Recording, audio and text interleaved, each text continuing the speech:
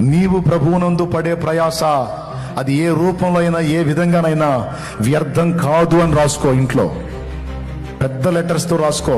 దేవుని కోసం నశించిపోతున్న ఆత్మల విషయమై, నా ప్రభు మహిమార్థమై, ఆయన రాజ్య వ్యాప్తి కొరకై, ఆయన చిత్తం యొక్క నెరవేర్పు కొరకై నేను పడే ప్రయాస ఎప్పుడూ వ్యర్థం కాదు. ఆమేన్ అని రాసుకో పెద్ద లెటర్స్తో ఇంట్లో. ఎందుకంటే అది నిజం. అమ్మ యెహోవా వాక్కు బయలు వెళ్ళెను, కార్యము చేయకయే అది తిరిగొచ్చునా?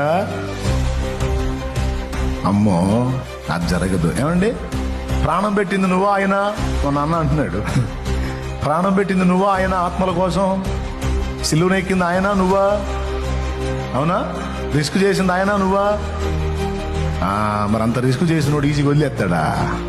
మరి నీకెందుకు టెన్షను? చెప్పిన పని చేసుకుంటూ వెళ్ళు. నువ్వు ఆయన చేసే కార్యం ఆయన చేస్తాడు. ప్రాణం పెట్టింది నువ్వు కాదు. తెగ ఫీల్ అవుతున్నావు. ఆయన వెల చెల్లించింది నువ్వు కాదు, ఆయన. మ్యాటర్ నీకంటే డబల్ ట్రిబుల్ సీరియస్ ఆయనకి. కాబట్టి గుర్తుపెట్టుకో, ధైర్యంగా ఉండు.